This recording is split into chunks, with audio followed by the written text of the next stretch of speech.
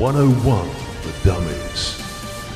Everything you need to know to finally understand why Bitcoin was created, why it's so valuable and scarce, why it's growing so fast in value.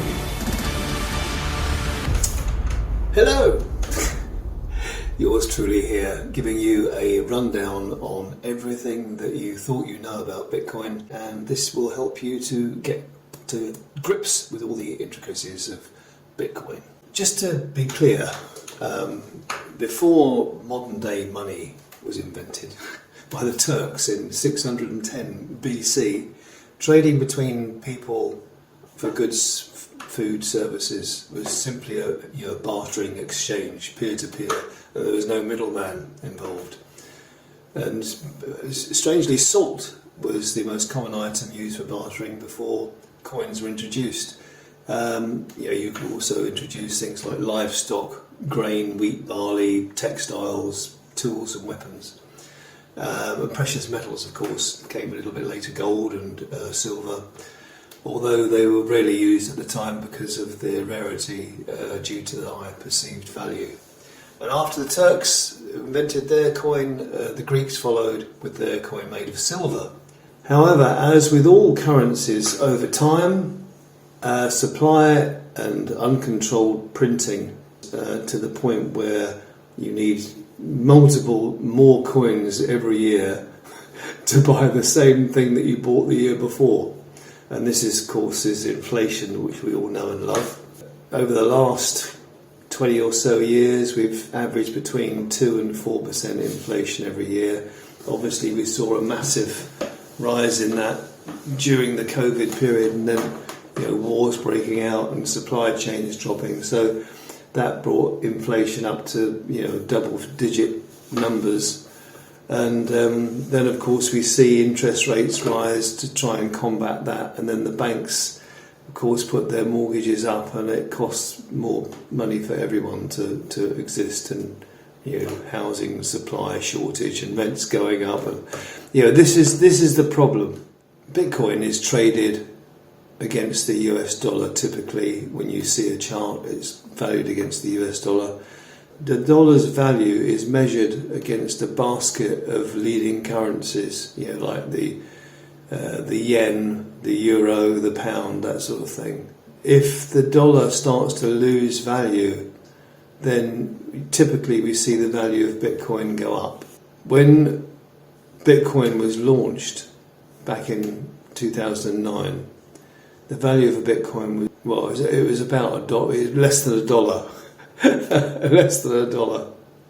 And since then, the value of the Bitcoin has gone from less than $1 to its current value of around the $60,000 mark.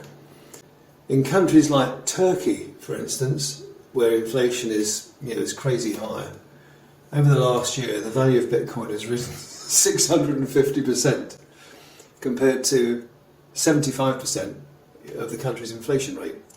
So had you used the Turkish try to buy Bitcoin in early 2023, you would have already been sitting on a net gain of around 575%, which is brilliant. Similarly, inflation in the USA for the last year has averaged around 3.8%, while Bitcoin has risen 145%. So it's still a very nice return. Thank you very much. When will Bitcoin hit $1 million, $5 million, $10 million? Well, by the time you view this, guys, it may really already have happened, but just understand this. There is two groups of people. The group to the left, they ignore Bitcoin because they don't understand it. And the second group of people to the right are those that own some Bitcoin because they do understand it. And just to be clear on Bitcoin, this is the best and most innovative invention since the internet. I mean, if we look at innovations that have been absolutely world-changing in the past, we can cite, going back centuries, we can cite the wheel, which completely fundamentally revolutionised the transportation and trade because of the ability to move around far more easily. we can't reinvent the wheel. But then we got the printing press.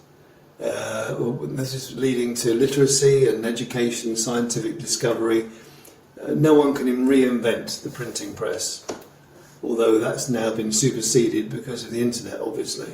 But at the time, for hundreds of years, the printing press was absolutely a game changer. The microscope, invented around 1590, allowed the growth of science in a way that has benefited mankind ever since through antibiotics and discoveries of life-saving natures. Then we had the telephone in 1876. That was invented, and mass adoption in 1900. Just to go on, I mean, of course, the invention of the internet in 1990 revolutionised communications. Emails replaced letters. No one actually writes a letter really anymore. It's just so much more convenient to put a few lines in an email, keep in touch, information sharing with people across the globe. No one can reinvent that. And then, of course, we had personal computers like the smartphone. The thing I'm recording this on now, guys, I mean, the thought of actually being able to do this 30, 40 years ago was almost impossible. I mean, you could have used a cine camera or something, but it's just brilliant, game-changing. And now, of course, we've got artificial intelligence. That is extraordinary because we just type in a few lines into a bot and it gives you the answers. And who would have believed that 10 years ago? Absolutely amazing. Bitcoin, when it was invented in 2009, was conceived by a guy called Satoshi Nakamoto, he remains anonymous, and it was designed to solve the problem of paper currency and inflation through uncontrolled government printing. What makes Bitcoin invincible is its anonymity and lack of physicality. Bitcoin is information securely held on a worldwide network of computers called the blockchain. It's the only asset on Earth that humans cannot control. It's trustless, it's borderless, and it's got no middleman. So all transactions sent directly are peer-to-peer, and they can go from anywhere to anywhere in just seconds.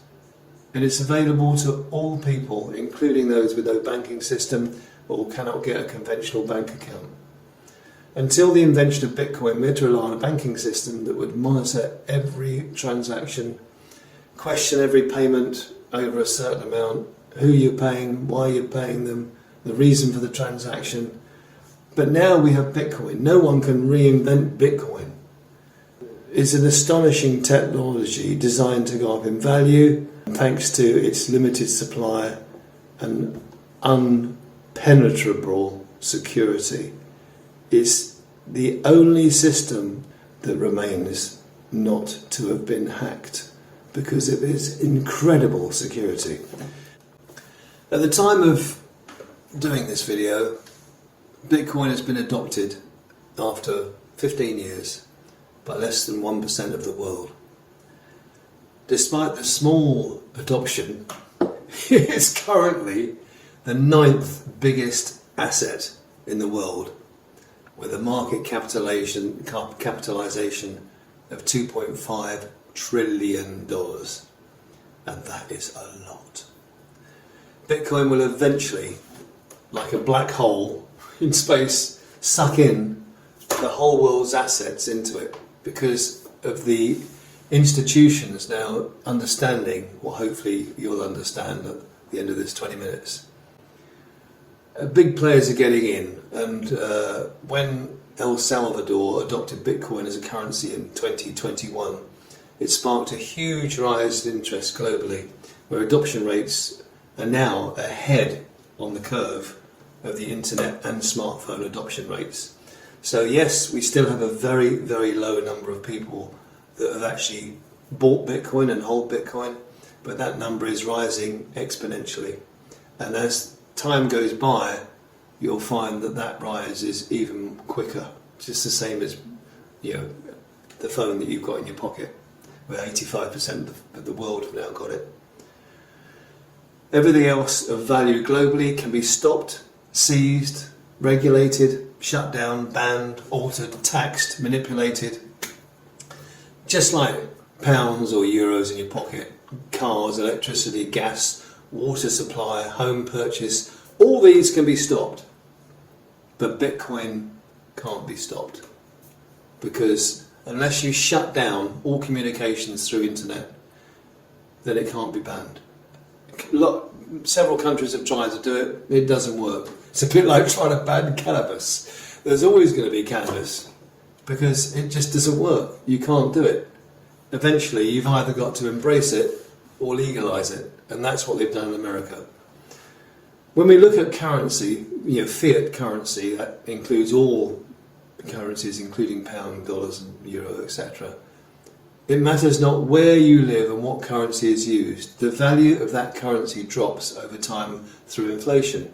Inflation is generated by artificially printing the country's money and increasing the money supply, therefore devaluing the pound in your pocket.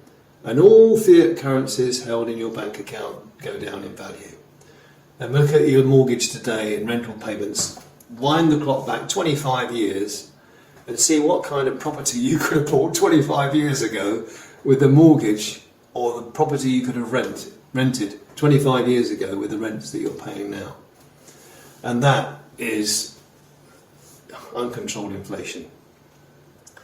Security-wise, Bitcoin is generated by an increasingly complex set of algorithms, and it's changing every 10 minutes to prevent any hacking or any intervention. And this is why the system that controlling the mining is so incredibly expensive. Currently, in August 24, it costs around $50,000 to generate the code of one Bitcoin. That's how much it costs. Every Bitcoin mined is then registered within the blockchain, and there's a capped total supply of 21 million.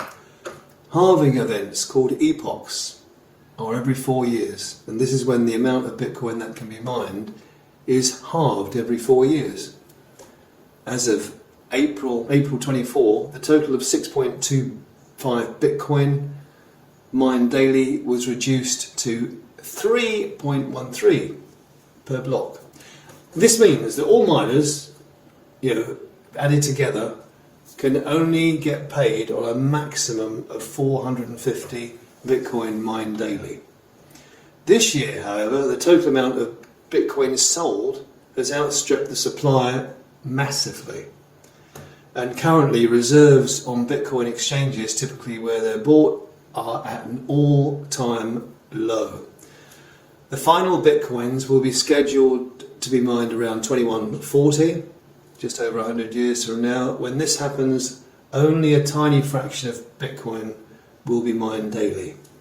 And because of the cost of mining Bitcoin, it means that the value of Bitcoin would have gone through your roof.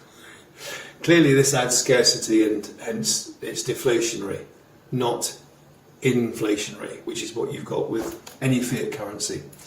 Of the 19.8 million Bitcoin that have already been mined, and remember there's only going to be a maximum of 21 million, about 4 to 5 million of those were held by people who unfortunately lost their keys because they were storing it offline on a cold hard storage wallet, which is the only safe way to do it. But it's safe unless you have a tragic accident and lose your keys. Now, when Bitcoin was initially created, and we're going back to 2009, and it was $1 a Bitcoin, and people were storing it themselves because they didn't trust any of the exchanges, which is a completely valid argument. They might have had 10 Bitcoin or something worth about $10, and they were storing it offline. Wind the clock forward 4 years, they've probably forgotten what their keys were and their passwords. They don't know where they put it, so they've lost all the information. And the 10 Bitcoin that is now worth £500,000, which was worth £10 back in 2010, they'll never see that again. And there's about 4 or 5 million of those. And this actually still happens even now. People have been buying Bitcoin, and they've had a fire in the house and they weren't able to access it anywhere else. They didn't keep the keys written down somewhere on a bit of paper remotely, so they've lost everything. So you keep it in a vault, keep it locked up, keep it safe, have a backup just in case anything terrible happens. 90% of people on Earth do not have enough money and will never have enough money to buy one Bitcoin. When Bitcoin began in 2011, everyone on the planet could afford to buy one Bitcoin. Bitcoin is the rarest and most precious asset in history. It's pristine and completely out of control by anybody, including all governments. Once you own it, you have the freedom to do with it as you wish. Bitcoin is permissionless, borderless, it's never been hacked, thanks to its extraordinary security with the code. Even quantum computers can't hack into the blockchain. And if anything like that does happen, 10 minutes later it will be worthless because all these numbers are changing all the time. Bitcoin can't be banned, nothing can stop it. When the USA tried to restrict it because of the threat to the US dollar, the value of Bitcoin went up 400%. Other countries tried to ban it, like India, Russia, China, Vietnam, Algeria and Mongolia. None of this had any impact on Bitcoin, and most of all, the countries that banned it then unbanned it. They realised that it's unstoppable, unhackable, and banning was pointless. People owning Bitcoin legally bought in countries where it was banned have never been successfully prosecuted. Since then, the USA has finally legalised it by offering the product as an ETF, that's an electronically traded fund, a bit like the stock exchange or the New York stock market. It has brought mass institutional adoption with hedge funds, pension funds, sovereign wealth funds, and large companies like Tesla and MicroStrategy investing in this best in any asset class. So the reason for the Bitcoin invention is simply because of irresponsibility of uncontrolled government spending and huge, unprecedented, unlimited money printing, which has not just devalued all the money that you've got left, but the debts now are reaching bankruptcy proportions. I mean, it's just incredible. The problem is so bad that taxes in the UK have never been as high as they are now. Each taxpayer in the UK alone currently owes around £62,000, thanks to our £2.5 trillion of debt, national debt. This is a chart on the screen that you'll see of the national debt as of 2024 in the USA. And things are even worse in some other countries. And you can see there that the debt currently in the USA is over 35 trillion, and that equates to around $60,000 of debt for each American taxpayer. So it's not too good there either. But with your Bitcoin in self-custody, thanks to the cold offline storage wallets, you can now take them anywhere in the world and use them, if necessary, to fund your existence and relocation. We now have the ability to spend directly from a crypto exchange debit card. Crypto.com do one, Uphold do another one, and there's others, and they're KYC regulated, which means you've got to go through the whole identification procedure process to get these cards. But if you get them, they're backed by Visa and MasterCard, which means that you can spend, if you need to, on your crypto exchange account using either Bitcoin or whatever stable coin may be that you've got there in that account. But if you can avoid spending your Bitcoin, I would highly recommend you do that, because it's like having priceless works of art, all originals, and then selling your priceless collection bit by bit, when you could be spending pieces of ever increasingly worthless bits of shitty paper fiat currency that only goes down in its buying power, whereas Bitcoin goes up. So, spend crappy paper money if you can, rather than Bitcoin. For hundreds of years, gold has always been the asset of choice for most investors to guarantee a return on investment over time, and that's due to its nature and its use case. However, Bitcoin is not just dominating the commodity market now, it's crushing gold when it comes to a return on investment. As Bitcoin adoption grows still further, it will be possible, even today, to use Bitcoin as collateral for a loan. This means you have the ability to keep your Bitcoin while enjoying a loan at far lower rates of interest over a 4-year period that Bitcoin would generate in appreciating value. And I'll go into detail in that in just a second. Therefore, it negates the cost completely of having a loan because in the 4-year cycle that will show you in a second, the value of Bitcoin will almost inevitably go up miles further than whatever your interest payments would be over that 4-year period. And then the other brilliant thing about taking a loan against your Bitcoin as collateral is that it doesn't generate a taxable event. Because if you spend Bitcoin, that is, in the UK, a taxable event. Whereas if you take a loan against it, then that's not a taxable event because you keep your Bitcoin. And it's the value of the Bitcoin that's the most important thing. Over the coming 5 years, from August 24, where we are now, there should be a lot of lenders in regulated banking that would do this, and as more and more people are getting involved, you've seen now Cantor Fitzgerald, which is one of the biggest global institutional lenders on the planet.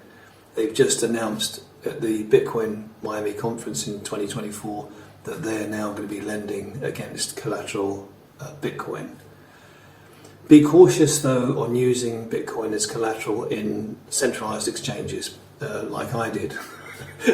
So it's best to either use a large institution, like Cantor Fitzgerald, or a decentralized exchange where there's only peer-to-peer lending and there's no middleman. Because every time you get people involved rather than algorithms, which is what the decentralized exchanges tend to be, you've got trust coming into it, and you just don't want to trust anyone with your Bitcoin unless it's a regulated, properly sorted institution that has got backing by the FCA or something similar, like the FCAA in the UK. But this invention of Satoshi Nakamoto of Bitcoin, he deliberately created Bitcoin to cycle every 4 years. These halving events, brilliant, these halving events that they have every 4 years coincide with USA election years. Now, why is that?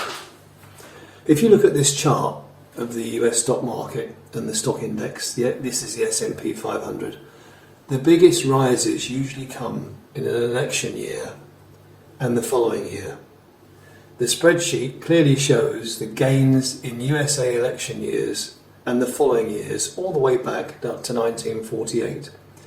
So as you can see, Bitcoin has had 3 cycles so far in its history since 2009, and we're currently in our 4th. And this, as you know, is an election year. While there's no direct correlation, it's becoming less correlated, Bitcoin and the US stock markets. The general market sentiment for election years and post-election years are very similar. In general historical terms, selling Bitcoin 16 to 18 months after the halving date is usually a good area to possibly get the best return. And then buying back around 12 to 14 months before the halving event is generally the best to get the most amount of asset for your money. And I wanted to make this video for a variety of reasons. First, education, and second, when I'm finally no longer around, I hope that this asset held securely can be used not just for my immediate family but for generations to come. I would love my entire bloodline to be able to look back at this video of me and boast by saying, this was your great, great great granddad.